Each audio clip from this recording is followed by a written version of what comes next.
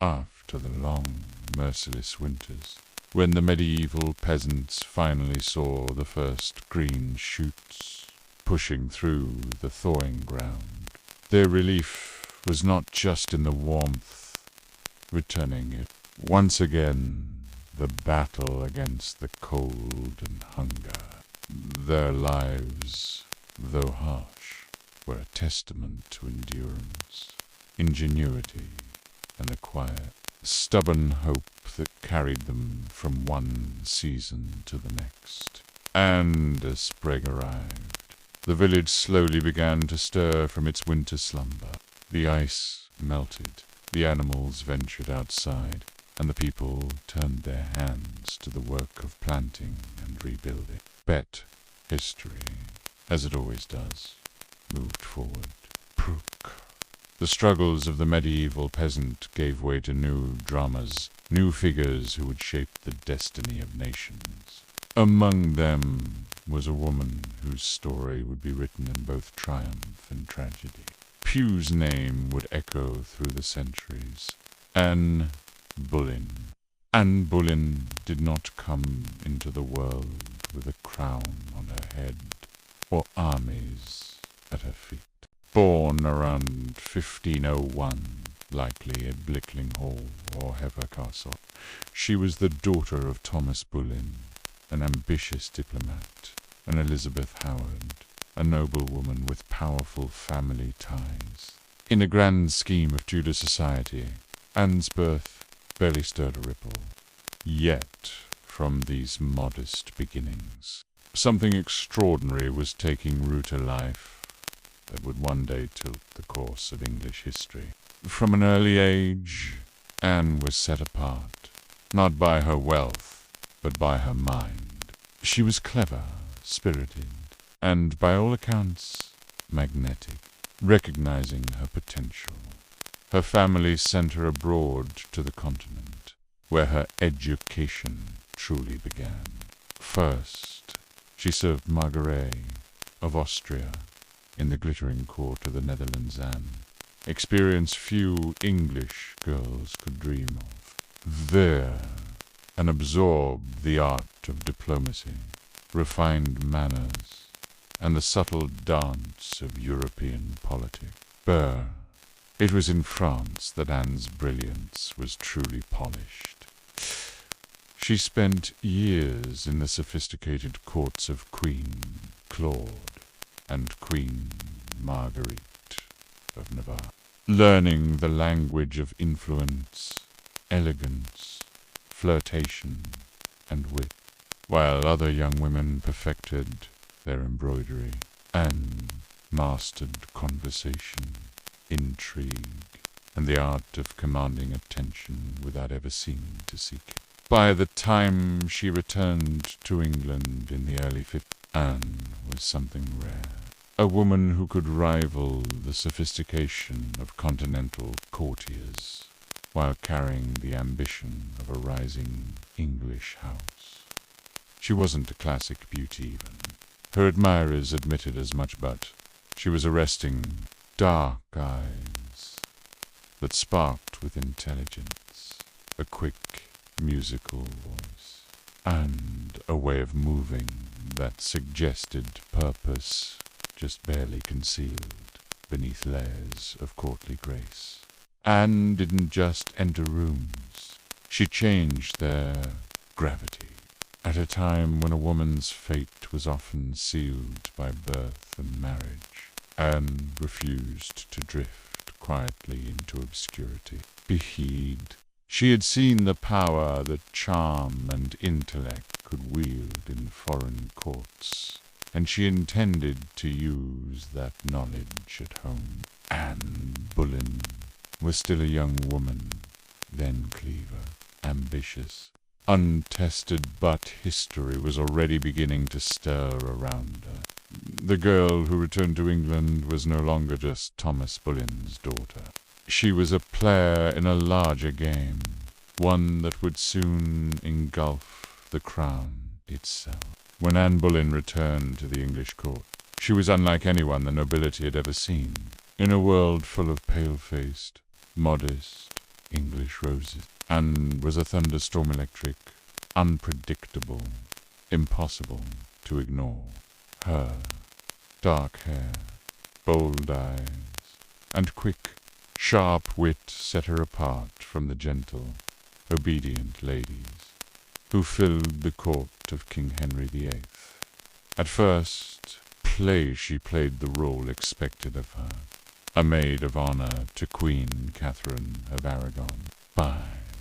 Even in the Queen's shadow, Anne's presence flickered like a candle too bright to snuff out. She danced gracefully, spoke French with the ease of a native, and laughed with a confidence few women dared display.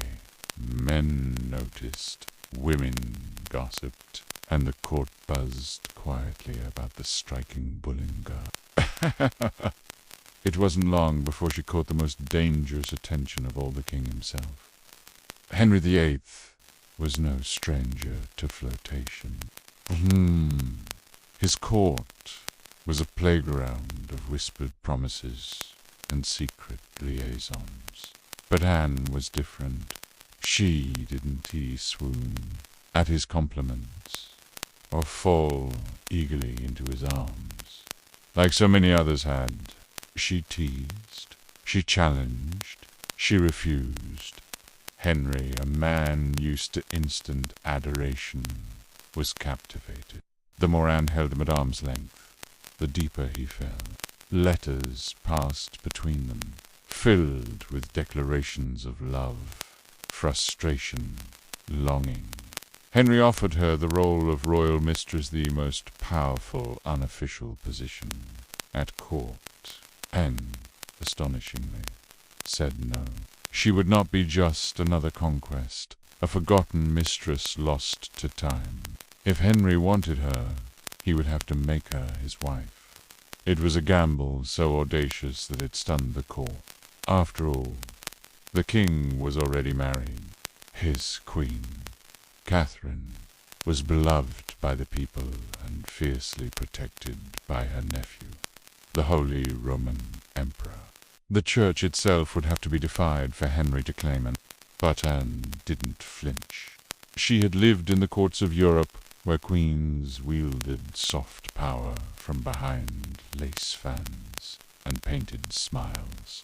She knew ambition was a dangerous game, but it was a game she intended to win. Standing in the candlelit halls of the English court, Anne Boleyn made her choice not to be merely admired, but to change her destiny and England's forever. As the American colonies simmered under British rule, the air itself seemed to crackle with tension. The relationship between England and her distant subjects had long been fraying. By the 1770s, it was unraveling at a breathtaking pace. Be colonist farmers, merchants, craftsmen, and thinkers found themselves caught in a tightening web of laws, taxes, and restrictions that seemed to grow more suffocating with each passing year. It hadn't started with tea. Years earlier, the Stamp Act had ignited the first real flames of resistance, taxing everything from newspapers to playing cards. Colonists saw it as a direct attack on their rights, a way for a far-off parliament to reach into their pockets without their consent. The outcry was immediate.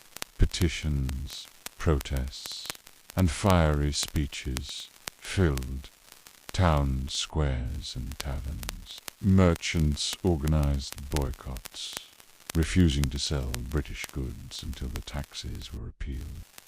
Writers like Samuel Adams and John Dickinson penned passionate arguments for liberty. Bliss, their words printed in newspapers and passed hand to hand. Sometimes the noise worked. The Stamp Act was repealed. after loud, sustained protest. But every small victory was quickly followed by new restrictions, new taxes, and new insults.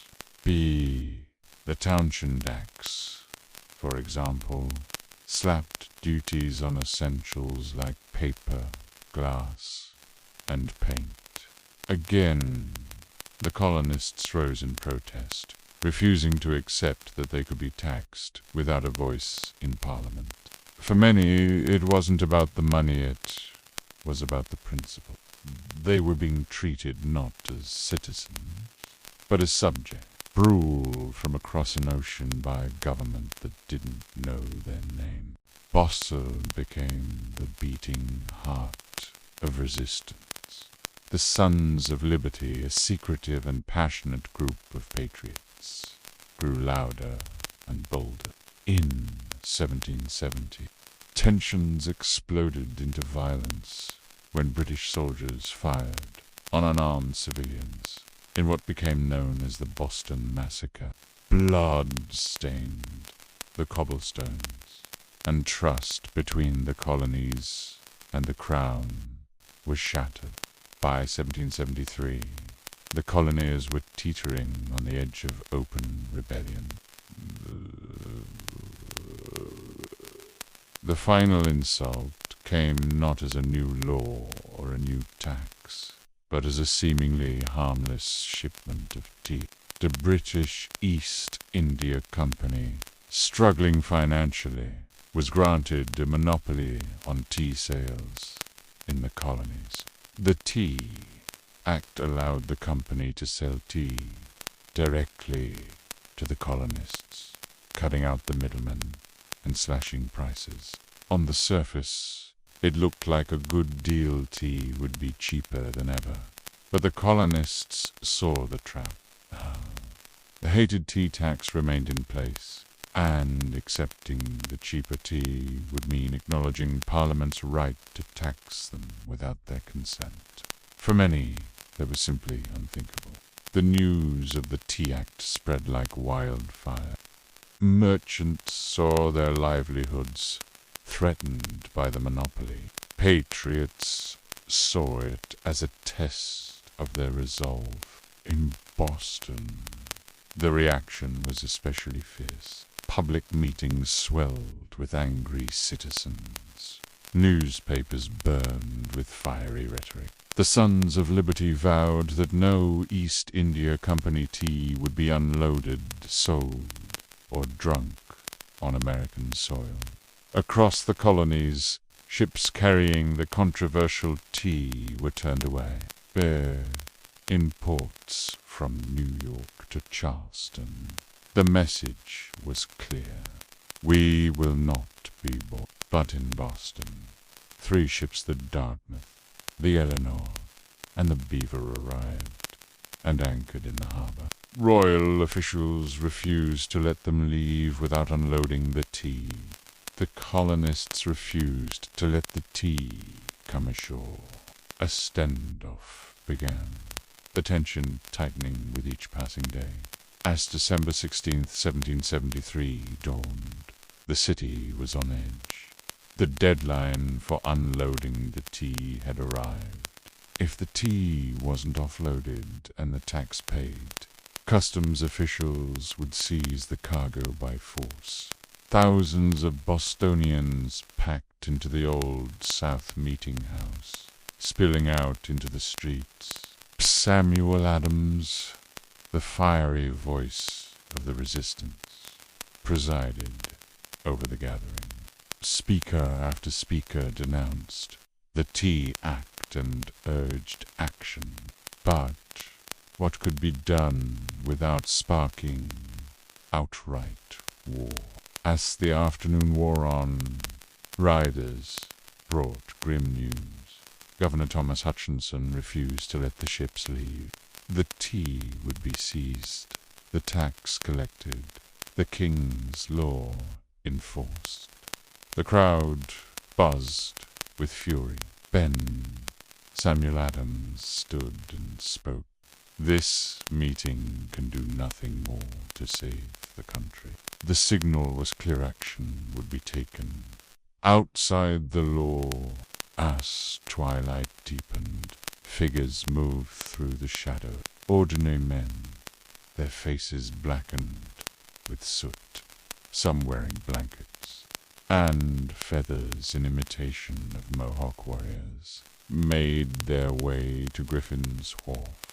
They weren't trying to fool anyone. The disguise was symbolic, a way to shed their old identities and take a stand as something new and feared. By the dozens, they swarmed the ships, overwhelming the few crew members still aboard. No harm came to the sailors.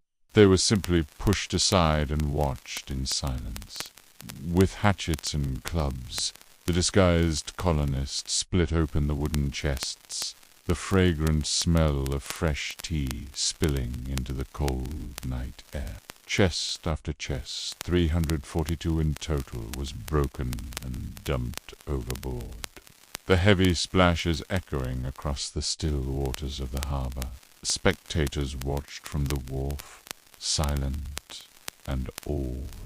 British guards nearby made no move to intervene, perhaps from confusion, perhaps from fear of escalating violence.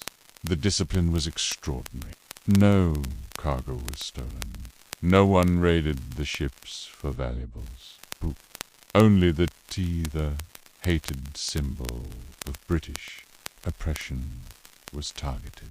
When it was over, the harbor resembled a great swirling cauldron filled with torn chests and soaking tea leaves. The men disappeared into the night, vanishing into the alleys and back streets of Boston. We left behind no names, no leaders, no claims to fame, only the unmistakable mark of revolution. The next morning, the town woke to the smell of salty tea, hanging heavy in the air. News spread like wildfire.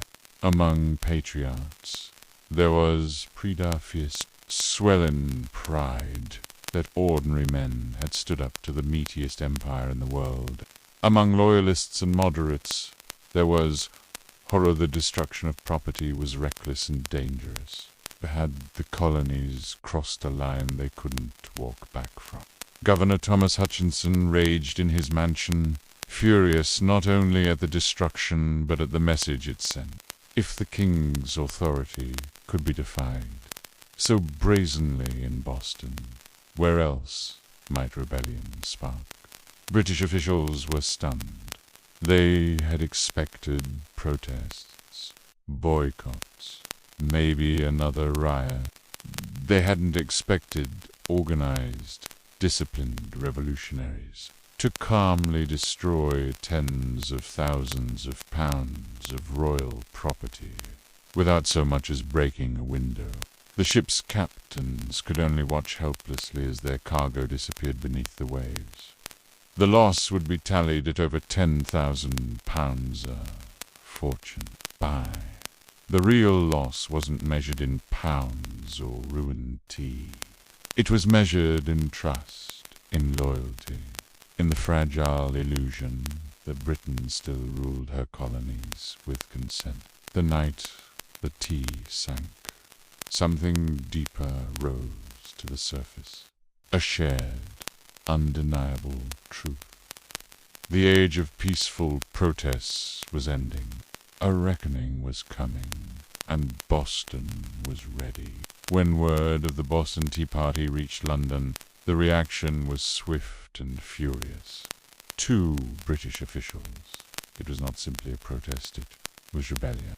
An open, mocking challenge to royal authority that could not be ignored. King George III was said to have grown cold with anger. Parliament, already frustrated by years of colonial disobedience, exploded in outrage. They demanded punishment, not just for Boston, but as a warning to all the American colonies. The result was a series of laws so harsh they were quickly nicknamed the Intolerable Act. The first blow came swiftly, the Boston Port Act.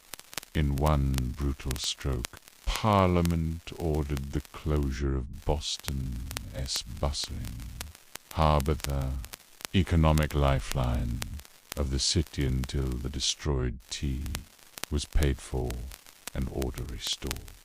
Ships could no longer enter or leave. Trade vanished. Goods and supplies dried up. Boston, once vibrant and noisy, grew quiet, its docks eerily still. But the punishment didn't stop there. The Massachusetts Government Act stripped the colony of its self-governing rights, placing it firmly under the king's appointed officials.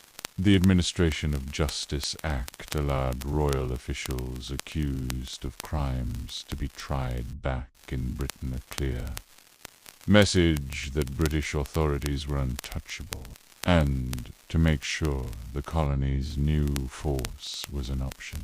British soldiers were quartered throughout Boston, living among the very citizens they were meant to subdue. The message was clear. Rebellion would be crushed. Liberty was a luxury the Crown would no longer tolerate. But Parliament's heavy hand had an unintended effect. Instead of frightening the other colonies into submission, it outraged them. News of Boston's suffering of its port closed, its people starving under martial law, stirred deep sympathy and righteous anger throughout America. Wagon loads of food and supplies poured into Boston from neighboring colonies. Letters of support, pledges of unity, and secret meetings began to weave the once fragmented colonies closer together. What had once been a Massachusetts problem was rapidly becoming an American one. In punishing Boston, Britain had hoped to make an example of them. Instead, they made Boston a symbol, a rallying cry for resistance. The flames of revolution, once flickering in isolated pockets, now began to blaze from colony to colony, and there would be no easy extinguishing them. The punishment of Boston sent shockwaves far beyond the rocky shores of Massachusetts. Across the 13 colonies, outrage turned into something far more dangerous for Britain: unity. For years, the colonies had acted like distant cousins, bickering and competing, separated by geography, religion, and trade rivalry. But when Parliament slammed Boston's harbor shut and stripped Massachusetts of itself, Americans across the continent realized if it could happen to Boston, it could happen to anyone. From Virginia to Pennsylvania, South Carolina to New Hampshire, the response was swift. Colonists sent wagons full of food, supplies, and letters of solidarity to the suffering people of Boston. Town meetings buzzed with anger. Newspaper printers worked day and night to spread the news. The fight was no longer Boston's. Along it was everyone's.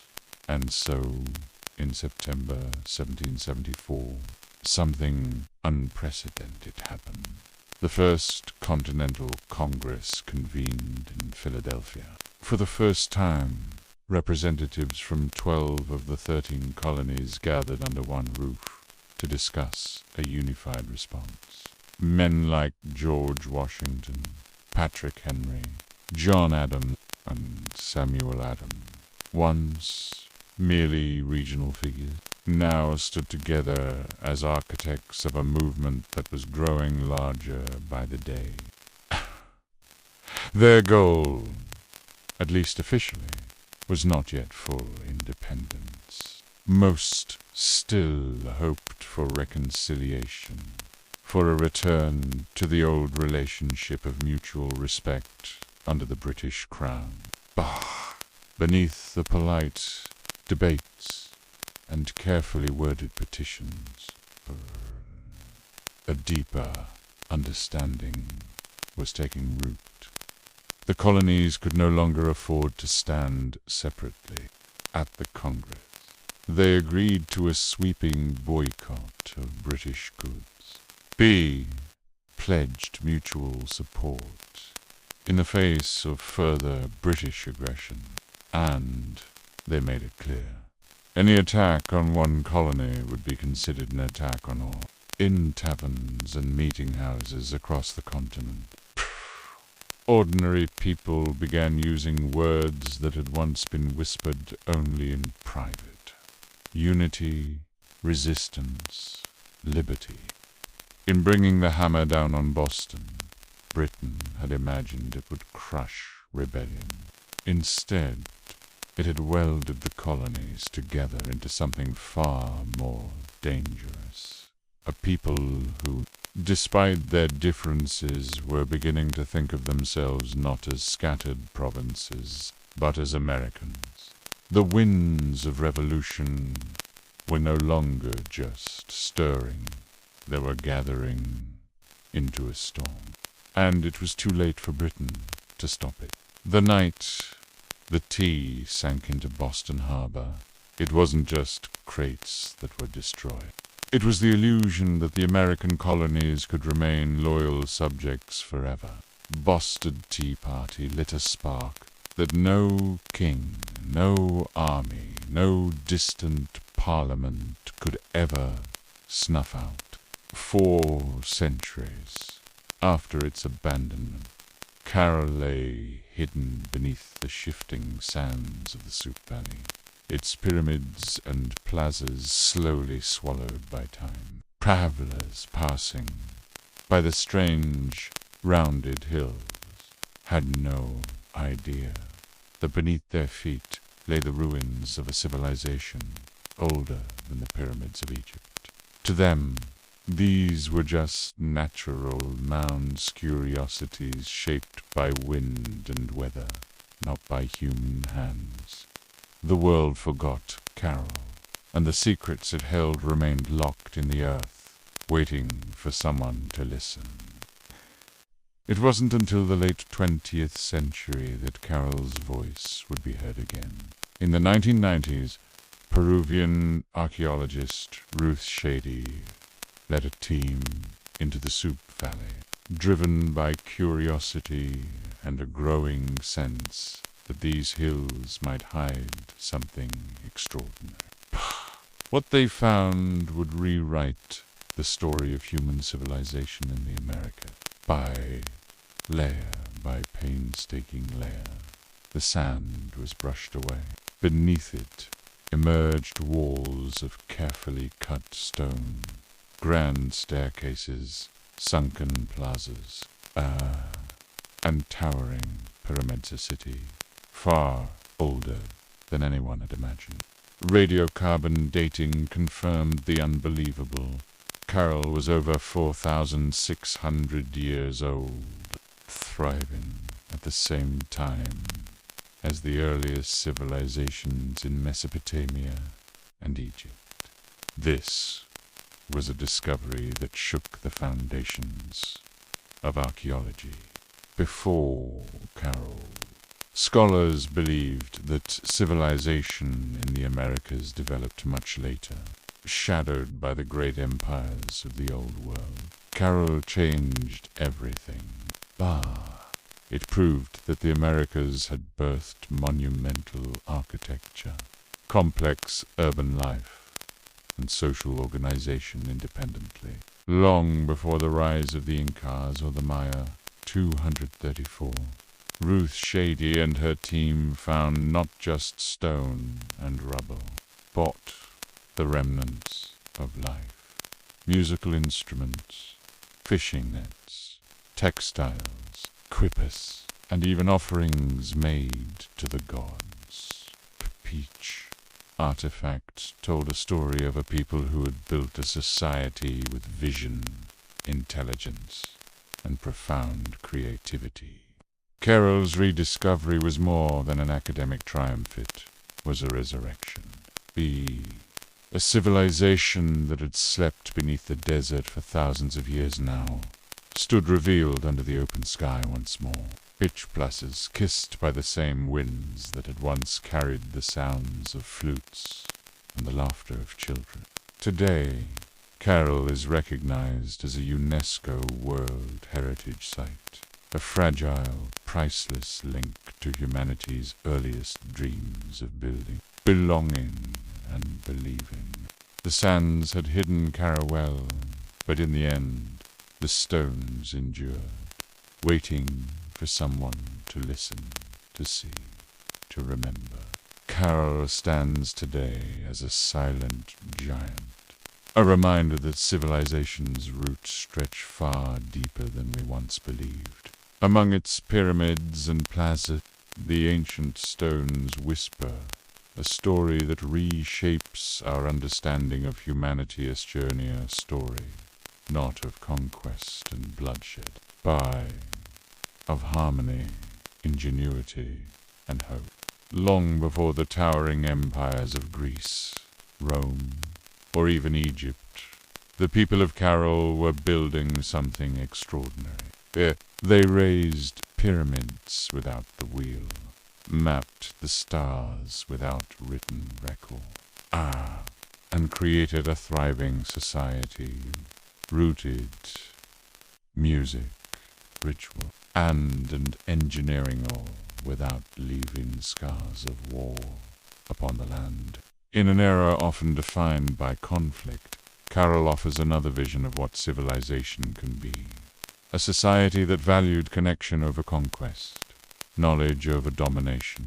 It reminds us that complexity does not require violence. That greatness is not measured by how many armies march across a battlefield, but by how a community comes together to build, to create, to dream. Carroll's legacy reaches far beyond the dry sands of the Soup Valley.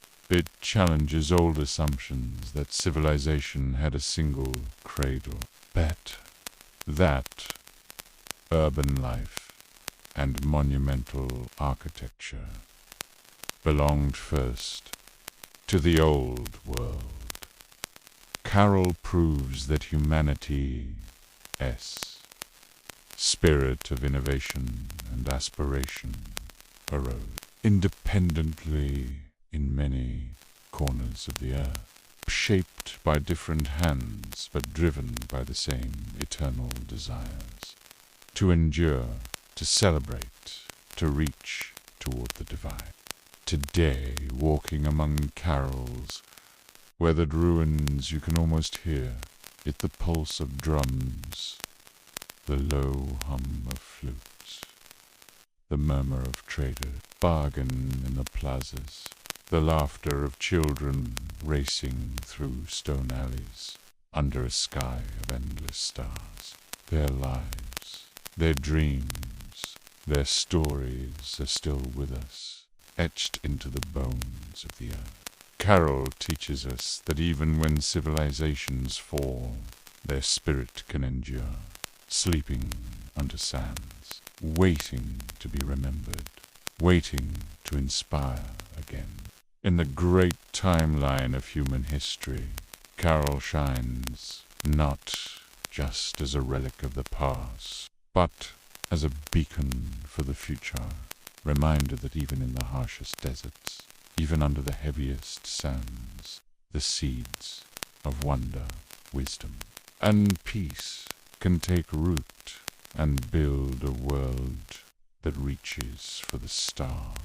As the winds of the Soup Valley continue to whisper through the ancient stones of Carroll, the echoes of this lost civilization ripple far beyond the Peruvian desert. Today, Carroll stands as a silent sentinel, a testament not only to the ingenuity and resilience of its people, but to the universal human impulse to to build, to dream, and to connect even in the most unlikely of places.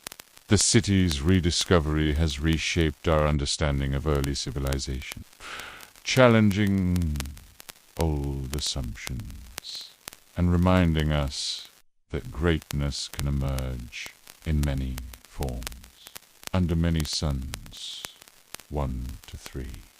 Walking among the ruins, we are reminded that Carroll's legacy is not just in its pyramids or plazas, but in the values it embodied: cooperation, creativity, and a deep respect for the natural world. The people of Carroll thrived without armies, without conquest, and without the scars of war. They built a society rooted in trade, music, ritual, and engineering, a society that valued harmony over conflict, community over conquest. 243, in a world too often defined by division. Carroll offers a vision of what civilization can be when it is built on shared purpose and mutual respect. Carroll's story is also a story of rediscovery, not just of a city, but of possibility. For millennia, the world forgot Carroll, its achievements buried beneath the sands of time. But the stones never forgot. They waited patiently, holding the memory of a people who dared to dream in the heart of a desert until the right moment. Today, Carroll is more than an archaeological site. It is a living lesson, a symbol of what can be achieved when communities come together with vision and determination. It is a reminder that even in the harshest environments, even under the weight of centuries, the siege of civilization can take root and flourish. And it is a beacon for the future, urging us to remember that the greatest monuments are not built of stone alone, but of hope, ingenuity, and the enduring spirit of humanity. As the sun sets over the Soup Valley, casting long shadows across the ancient plazas and pyramids, we are left with a sense of wonder and a question. What other stories lie buried beneath the earth, waiting to be uncovered? What other civilizations, what other dreams might still be hidden from view, ready to challenge our understanding of the past and inspire our vision of the future? Carroll reminds us that history is not just a record of what has been, but a map of what is possible. Its stones still sing. Its plazas still echo with the footsteps of those who walked there long ago. And its legacy continues to inspire those who seek to build a better world. So as we leave Carroll behind, let us carry its lessons with us into the cities we build, the communities we shape, and the future we imagine. In the end, the greatest legacy of any civilization is not the monuments it leaves behind, but the dreams it plants in the hearts of those who come after. And with that, we close tonight's journey through history, from the frostbitten nights of medieval peasants, to the glittering courts of Anne Boleyn, to the revolutionary spirit of Boston, and finally, to the ancient sands of Carroll. Each story reminds us that survival, ambition, and the drive to build something greater are woven deep into the human spirit. Thank you for joining me on this journey. If you enjoyed tonight's story, don't forget to like, subscribe, and leave a comment. Where in the world are you listening from? And what time is it for you? Until next time, dim the lights. Let the fan hum softly And may your dreams be as bold as the builders of Carol. Good night.